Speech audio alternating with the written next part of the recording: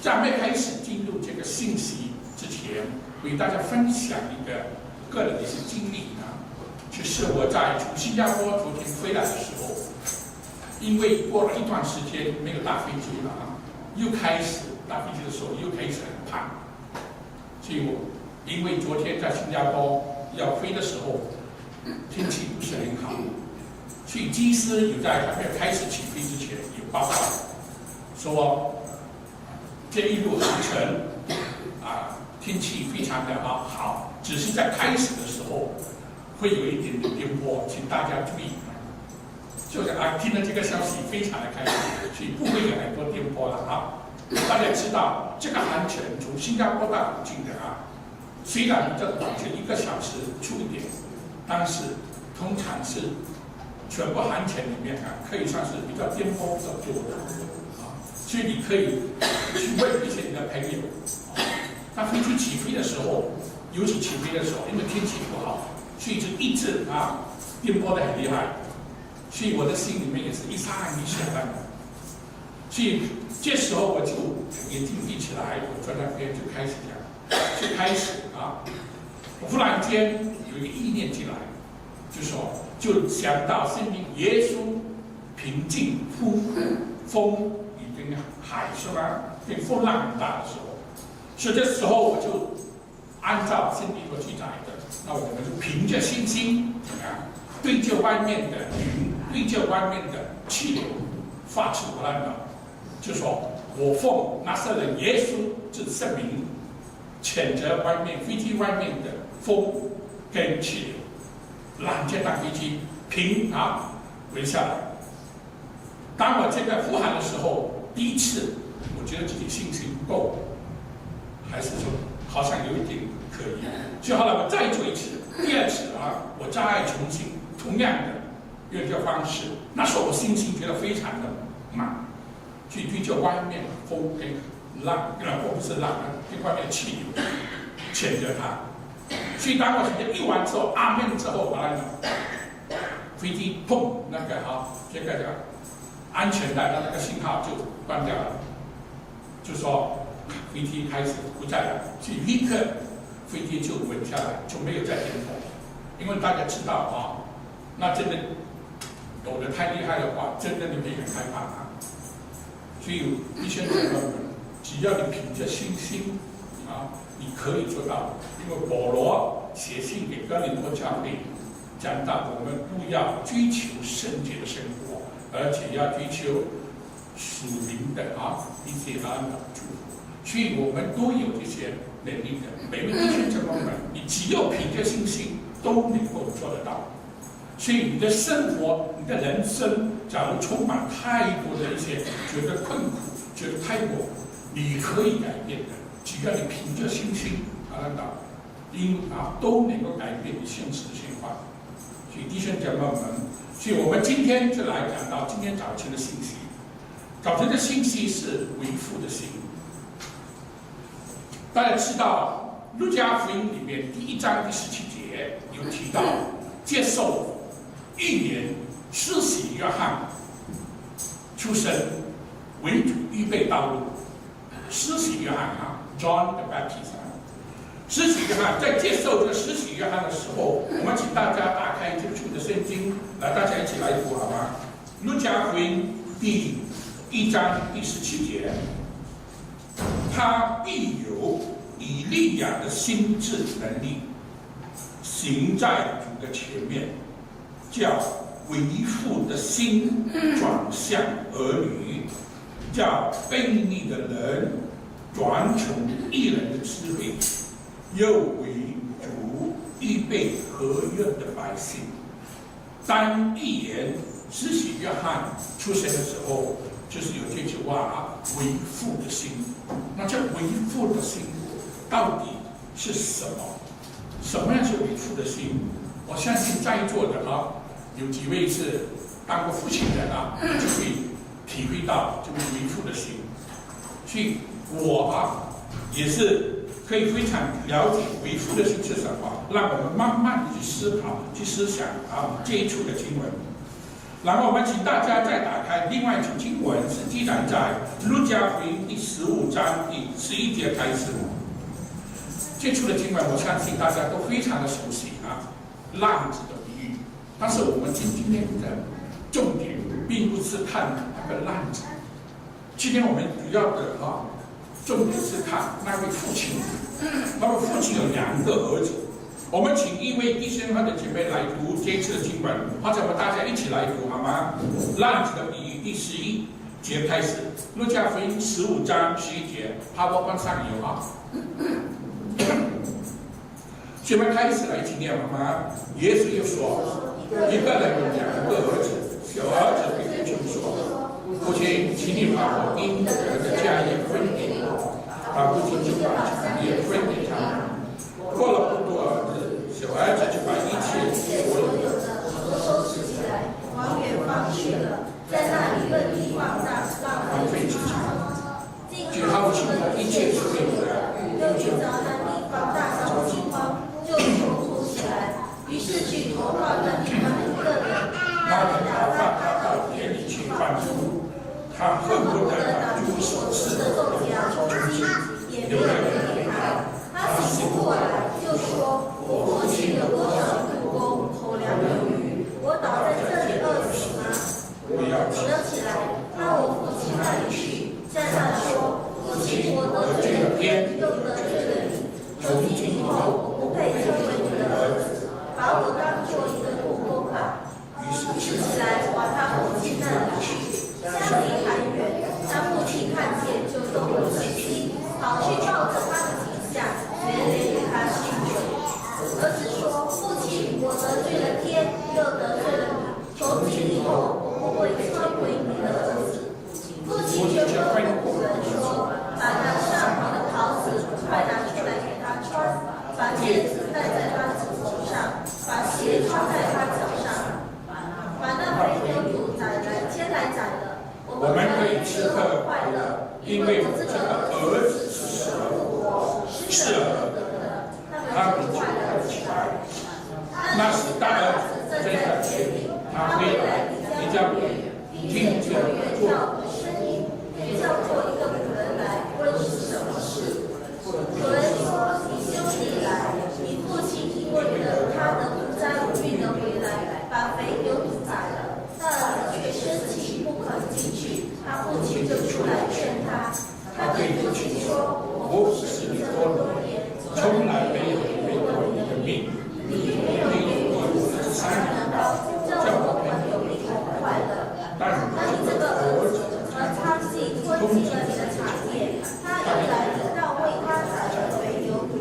父亲对他说：儿啊，你常和我同在，一切所有的都是你的。只是你这个生命是死而复活，是而得的，所以我们应当欢喜快乐。弟兄姐妹们，当我们读完这处的经文，你心里面有什么样的一些感觉呢？是一个父亲，这里面有3个人，一个父亲，2个儿子。所以当然，浪子大家的目标一直都是在这个浪子这个坏的那个孩子身上。但是你会想到，另外还有一个儿子，好的儿子，长孙一天都是跟他父亲旁边的，为父亲效力的，为父亲努力做工的。那还有一位父亲，这父亲看起来是不是不公平，是吧？所以从这一处的经文，我们可以很清楚看到为父的心是怎么样。所以这为父的心，今天我们就要来思考，作为父亲的那个心是到底是怎么样。所以这2个儿子所以最近也听说很多关于像这样的类似的故事背景。周牧师在分享的时候讲到，他有遇到一个妇女非常的难过悲伤，来到他面前，他就说：我辛辛苦苦养了一个孩子，领养的孩子，把他养大之后，后来就把他母亲舍弃了，就不管他母亲了。所以他母亲就非常的怎么样，心难过，来到这牧师里面诉苦，求他帮他祷告。所以赵牧师就跟他讲到，这就是人生。是弟兄姐妹们，这圣经所记载的这样的故事，很多地方很长，在我们这个世界上不断的发生，不断的一直在同样的发展，同样的发生，可能发生在你家里面，也可能发生在别人的家里面。所以不要，所以这事情并不是一个这就可能属于真正的一个故事。所以孩子还没长大可能就会要求父亲说：“把家产分给我，让我出去自己用我自己的方式，靠着我自己的方法来闯一闯。”另外一个比较怎样？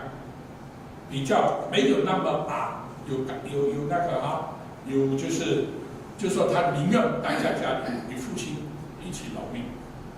所以可能说这个事情可以应用在很多地方，包括在公司里面，类似的东西都可能会发生。所以这个父亲为什么会对这个从坏的孩子出去了，把他所该有的家产分给他，然后都已经花光了，然后回来的时候还开宴席来庆祝说这个儿子回来了，我要庆祝他回来。所以你们有没有办法体会到？我相信在座的姐妹可能没有办法讲，做母亲的可能没体会到，但是做弟兄的，当然做父亲你可能没体会到。这心情，一个得而失的，你是已经本来是已经没有了，忽然间会回来，那个的欢喜的快乐是没有办法体会到的。所以那个做父亲的心是没有其他人能够体会到的。这个本来已经失去了孩子，但是他又把他重新又回来。所以昨天晚上我在家的时候，在看那个CCTV2 的一个电视节目，讲到那个一个17年的孩子，可能给人家拐骗，在中国所以的母亲父亲一直在寻找这位的孩子，一直在等待迫求的等待。后来又因为27，但是没有成功，但是惹得大家所有观众我相信所有在座他们的它可是一个现场的节目，都连累汪汪的大家都有这事情。因为你看一个孩子，尤其在中国就一个孩子的政策之下，你这个孩子给人家拐骗了给人家拐走了，不知道不去何种，就等于说你可能你身边没有孩子，或者还有其他孩子。所以我一看这节目，觉得会非常挺有意思的。所以同样的这个父亲这位母亲，我相信也是一样的，有同样的心情，就怎么样，一直在迫求等待那个孩子能够平安能够回来。所以当这个父亲把家产分给这个所谓的不好的孩子，这个孩子出去闯一闯，其实没有闯出什么名堂来，反而把所有的家产都用得光光掉。就开始全泰国就开始吃喝玩乐，把所有该有的都全部花光光的，甚至到最后能够流落到变成是一位好像奴隶一样，进去猪寮里面去当那个饭主的，他都愿意去吃，都愿意去做。当时主人没有给他饭吃，他都愿意去那个吃猪的东西。所以从一个很有钱的孩子可以算是王子这样到最后流落到变成是一个连奴隶都不如，跟猪一样的一个贫贱。但是他有一个形式，就是他想到他的父亲。所以孩子们，当你有什么任何困苦的时候，记得你要想到你这样还有父亲。我相信每一位在座都有父亲不可能没有父亲的都有父亲。所以你要想到你的父亲，想到你的母亲，想到你的父母，回头找你父母因为你父母肯定会原谅你的，不管你先做什么，那就是因为父子这两代人的那种心结在一起的。叫父亲跟孩子，要是在做弟兄姐妹们，你们在外面遇到什么困难，我的就是给你一个劝语，回家想念你的父母亲，回家看看，可能很多事情就会解决掉。弟兄姐妹们，所以这里看到大儿子的环境又怎么样？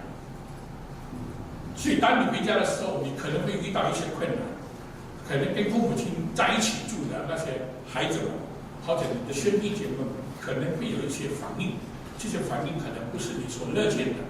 这反应就好像这个大儿子那样，他说：“我每天辛辛苦苦给你工作，你为什么不给我啊？连一只羊羔、小羊羔都没有，不要说摆一个宴席。”所以他心里面很不平衡，觉得不公平，觉得父亲不公平。但是父亲他讲的那句话，真的是为父的心，可以讲得非常清楚，描述到父亲这个心情。但父亲怎么说？他说儿呀儿呀，你常和我同在，我一切所有的都是你的，只是你这个兄弟是死而复活，死而又得到的，所以你当欢喜快乐。所以他的欢喜快乐可能只是那一段的短暂时间。最后这个儿子会再分到家产吗？圣经虽然没有记载，大家可以推算看看。我相信这位父亲不会说把那个大儿子的家产，本来是已经分家了嘛，分家本来是1/2，所以大儿子拿一半，小儿子拿一半。小儿子现在全部花光了，你回来，虽然父亲摆一个大宴席给他，会不会说从大儿子那边再拿一半回来，再分另外一半，再给他二儿子呢？你们可以猜一猜啊，可以自己推算一下。我相信不会，因为圣经没有这样记载，圣经只是说这位小儿子居然回来，本来是失去了，当时我忽然间就得到这个，所以作为父亲的非常的欢喜快乐，所以我就摆大宴席给他庆祝。那么大儿子每天辛辛苦苦工作的，这个是本来以前分的家产面可能只值多少，现在可能又增值了。那么这些东西全是那个大儿子的。所以同样的，我们在天国里面也是一样的，为父的心也是一样的。你在教会里面努力的服侍，努力的侍奉，将来在天上的奖赏是理所应当的，会给你多多的安慰。但是你假如说忽然间，比如说我们就说在耶稣在被钉十字架的时候，有2位强盗，这2个强盗钉在那边，一个是在临死他最后一口气喊出来了，那么后来他也得救了，是吧？那我相信他的奖赏在天上是少的，他的处境就好像这个小儿子一样，他回来，当然神说，主跟他说，你今天就跟我一起在乐园里面。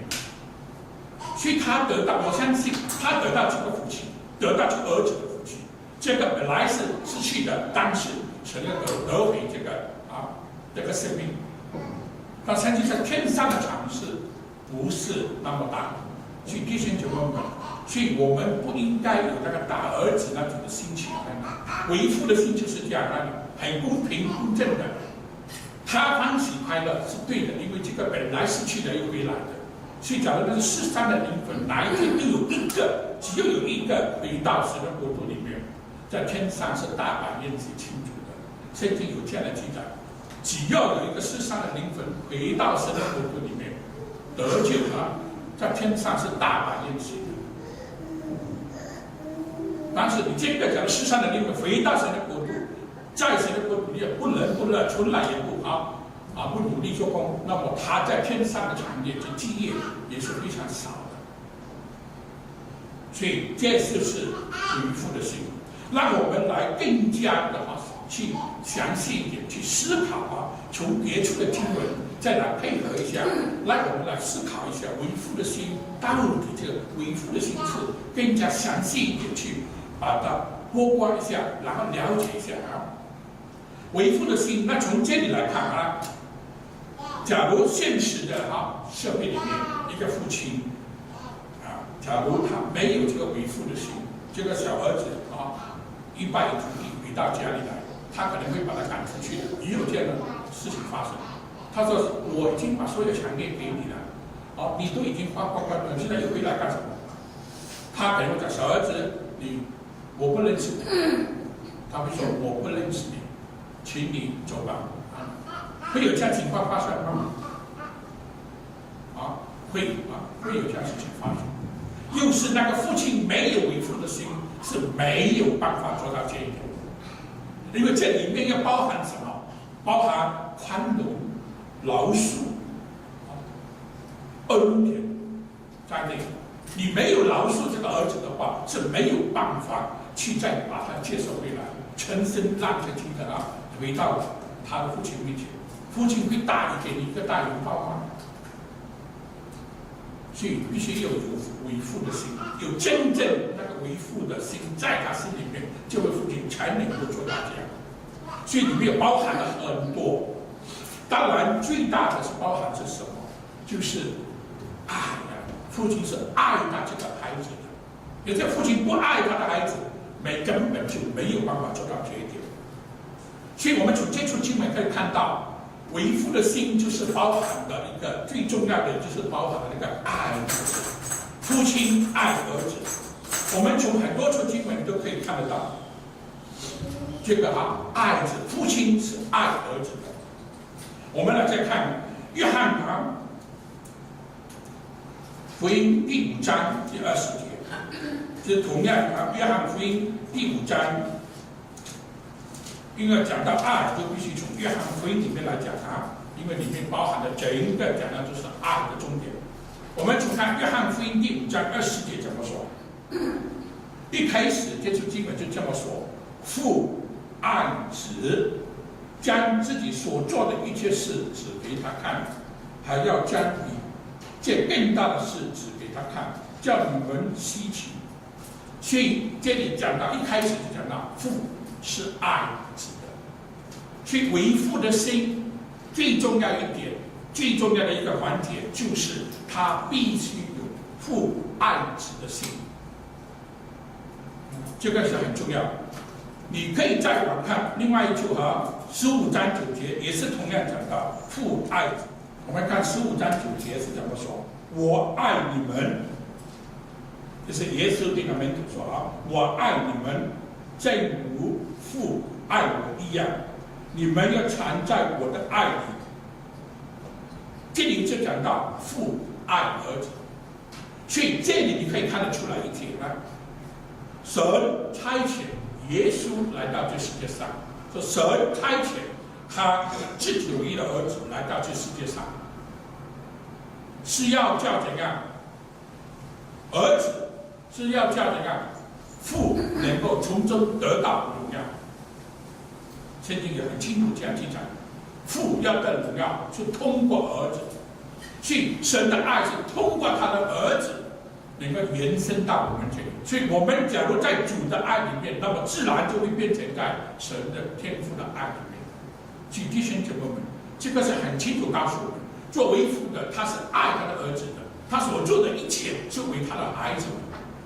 圣经有记载，做父亲的要为怎样孩子积财宝，孩子呢不需要为父亲做积财宝，所以恩慈没有为我积财宝，那是对的所以要为恩慈积很多财宝给他因为他是我的女儿所以这是这么简单就是父母很努力工作，很努力就是要为孩子。刚才讲到那篇故事也是一样，是父亲常年累计努力工作下来的家产。最后孩子说分他也是很有爱心的，就把它分成2半，因为他知道他所做的一切这些财宝将来都要分给这2个儿子。但是这个小的儿子可能就是在时间不对，太早要求这个东西，然后想用自己的方法去做，想能够增加更多，到最后全部落空。所以在这里父亲非常爱他的孩子，2个儿子他都很爱，所以这个孩子失去了要回来，所以因为这个爱使他又能够把这个孩子接受了。所以弟兄姐妹们，神通过耶稣基督我们的主，把这个爱传达出去，传到我们每一个心里面。只要你愿意接受耶稣基督，那么你既然就是接受我们的天父，那你就会在这个主的爱里面，那为父的心、为父的爱就开始能够延伸到我们每一位的作为神的子民们。我们还有很多处经文，再看另外一处经文，约翰福音16章27节，父自己爱你们，因为你们已经爱我，又信我是从付出来的，哇，这个是非常一个重点。天父在天上，我们的神爱也爱你们，而且你们也相信耶稣基督是上帝的儿子，就好像耶稣就是彼得讲，你是耶稣基督啊，你是从父而来的。所以同样的，你只要相信耶稣基督，那你就在怎样父的爱里面，为父的心就延伸到哪里。所以这里看到为父的心是怎样深深的拥有这个爱字，没有这个爱，就完全就没有办法做到为父的心。我们还可以看到其他的当然我们最熟悉的一处经文就是记载在约翰福音3章16节里面，我相信不要打开，大家都会念的就是神爱世人，甚至将他独生子赐给他们，就一切信他的不至灭亡，反得永生。所以弟兄姊妹们，你唯有通过耶稣基督，才能够达到这个爱里面。所以为父的爱，为父的心，能够因为我们这样卑微的这个世上的灵魂，能够回到神的爱里面，是因为神是有为父的心。然后这个爱是通过他爱他的儿子，因为你相信他也爱我们，因为我们是他所创造的。但是更重要的是，因为我们相信他的儿子耶稣基督，然后我们就进到这个主的恩典里面。还有一处经文我在念，就是记载在6章40节里面，也是同样讲到所以一共有很多。假如我再重复一次一下这些经节，你可以把它记载下来，然后你可以回去再重新看过。就是约翰福音5章20节、15章9节、16章27节、3章16节以及6章14节，这都讲到为父的心就是爱。弟兄姊妹们，为父的心到底什么？就是爱这个字。这个父亲没有爱，没有办法接受他的小儿子从外面发光所有的家产回来，让他回来的时候，他还能够给他一个大拥抱，给他穿最好的衣服，给他摆宴席，那就是因为父亲爱他的儿子。然后为父的心还有什么？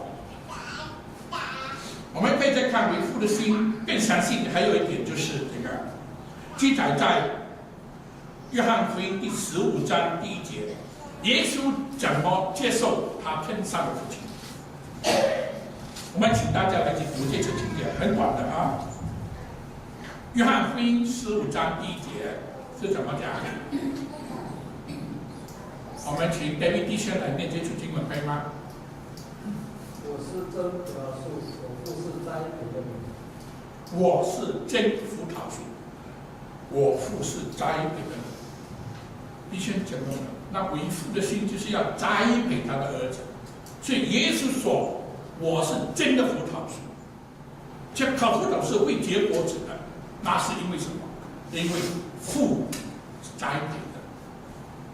所以每一位你的孩子们，假如你作为孩子们，我们有2个身份，一个以后就是要做为父，必须要为父，做人家父母。当然，你也是人家的儿女。所以你要，即使我们是一个从2代的那个心结里面，你必须要走出来。所以我是真的葡萄树，我父是栽培的。所以你今天的处境，今天你假如是在好的环境里面，今天你一生都富贵的话，那就是怎样？是谁栽培你的？当然是你的父母栽培。所以这里耶稣基督接受他父亲说：“我是真的葡萄树，我会结很多好果子，我会结很多好的葡萄。谁是栽培的？谁能够使我有这样？就是天上的父。所以同样的，为父的心是属于一种怎样付出？他必须栽培无限的栽培，无限的付出，无限的牺牲。就好像我昨天所看到那个节目，他一直在等待，不断的等待，不断的付出，不断的牺牲，主要是希望能够找回那个失去的儿子。真的26年来、27年来，或者你一直在等待，你这样一直等待不是容易的。我相信不是一个普通人能够做得到的。当你说孩子忽然间在shopping mall 在广场可能走失的话，我相信你在等待啊，突然间有个节目说可以帮你寻找，所以你会把所有的希望寄托在那边，希望说这个节目真的能够把它找回来。所以我看到那是真的找回来的时候，孩子叫醒妈妈或者叫醒父亲的时候，你的心会怎么样？就好像刚才那位父亲，孩子已经走了，没有了，突然就回来。所以我相信他回来的时候，并不是说昨天出去，明天就回来啊，是因为经过一段好长的时间。所以这段时间，他父亲一直在盼望小儿子的一个转变，这父亲一直在牺牲，一直在付出，一直在等待。我栽培的这么好了，我给你这么多的家产，你去一败涂地了，把所有的东西花光掉。那就是做父亲，最后也没有谴责他，没有，父亲还是那样不断的付出，不断的牺牲，不断的怎样，就是奉献他的。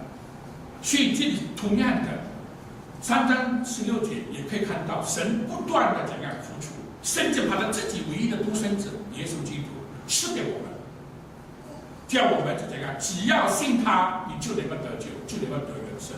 弟兄姊妹们，这就是为父的心，宁愿自己舍弃一切，为了孩子们。所以我们借着耶稣基督就被称为神的儿女。所以从这里可以看到，为父的心是一种不断的付出、不断的牺牲、不断的奉献来栽培。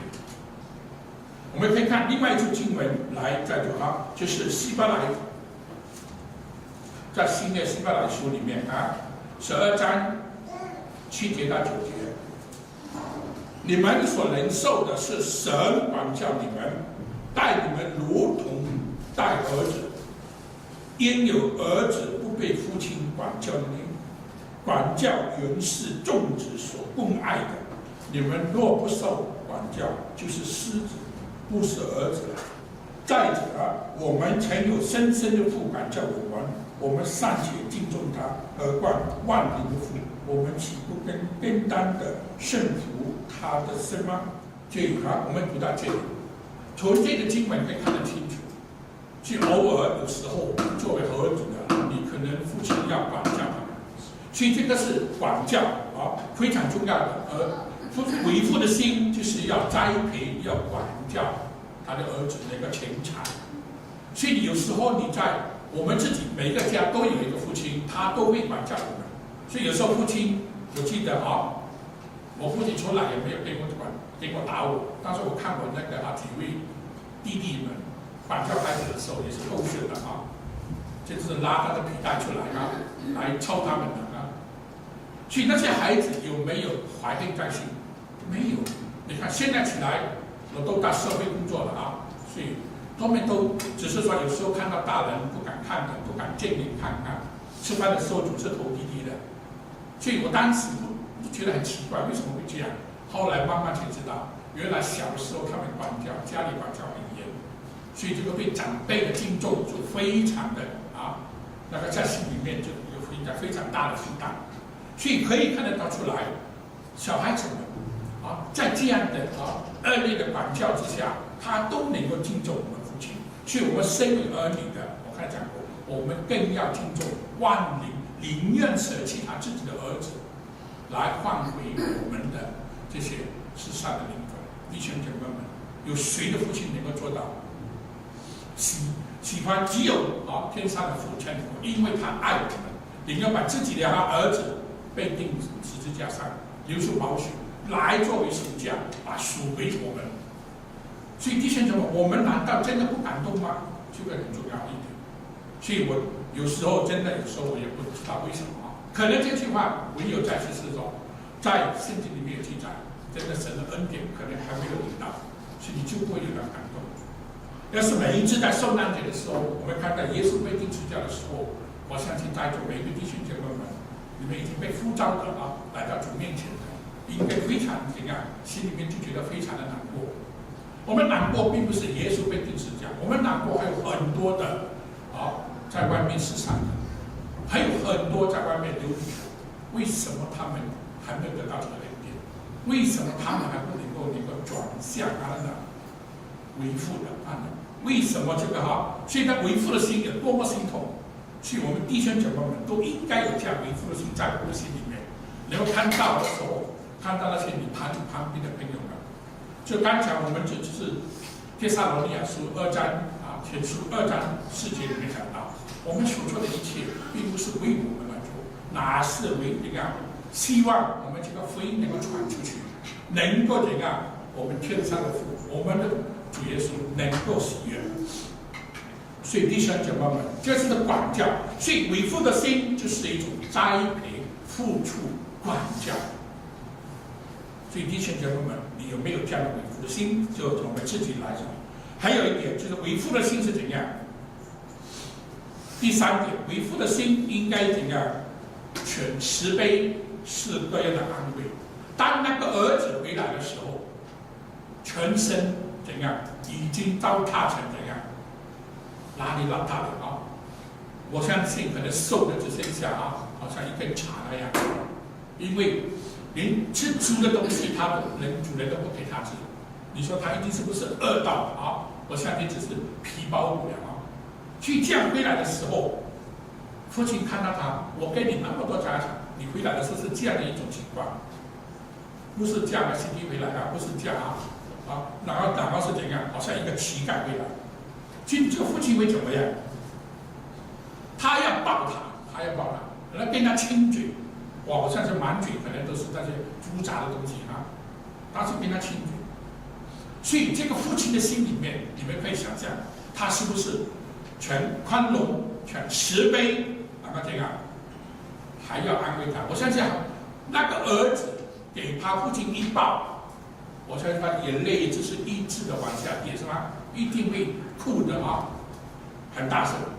所以他就会，父亲应该要怎么样？应该要安慰他，要尽量安慰他，一直讲：“哎呀，孩子，你回来了，不要紧，你回到家就好。”所以我每一次听到这句话，我就讲：“回到家就好。”父母亲跟你讲，不管你孩子是怎么不好，怎么样的不成功，只要你能够回到家，父母亲一定跟你讲一句话，那是什么？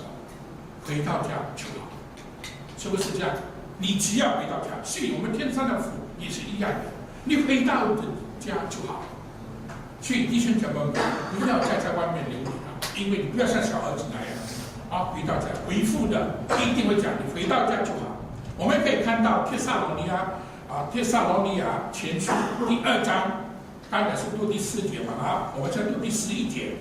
你们也晓得我们怎样劝勉你们，安慰你们，吩咐你们个人，好像父亲待自己的儿女一样。所以父亲怎样待自己的儿女？不断的全慈悲，不断的怎样给你们安慰。所以当你伤心难过的时候，这位父亲就是会怎样？不断的是安慰给你，不断的安慰你。所以你回到家就好，跟你讲，回到家就好，因为他给你安慰，让你有个安息下来，把所有的怎样伤心难过都放后面。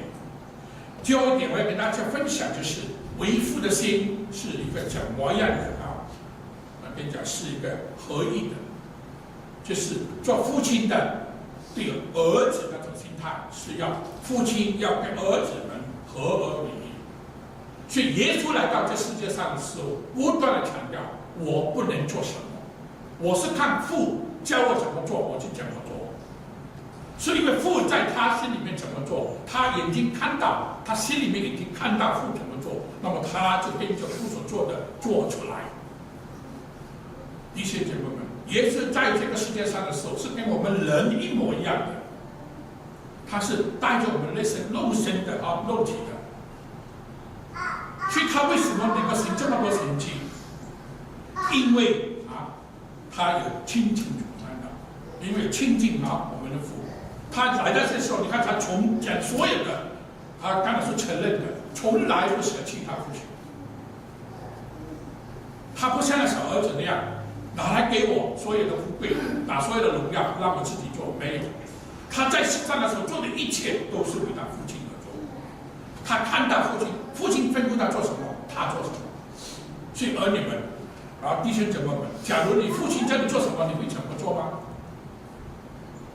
我看有的人规定，你会给他父亲争到你一定的父亲要相信你。所以大概之后会讲，所以叫小儿子是这样，把你的家产分一半给我，我自己会更努力，我会吃得更多，赚更多。大儿子就没有大儿子就安安静静的在家里面，他跟随就是一直在听父亲的命。所以弟兄姐妹们，同样的我们也是这样。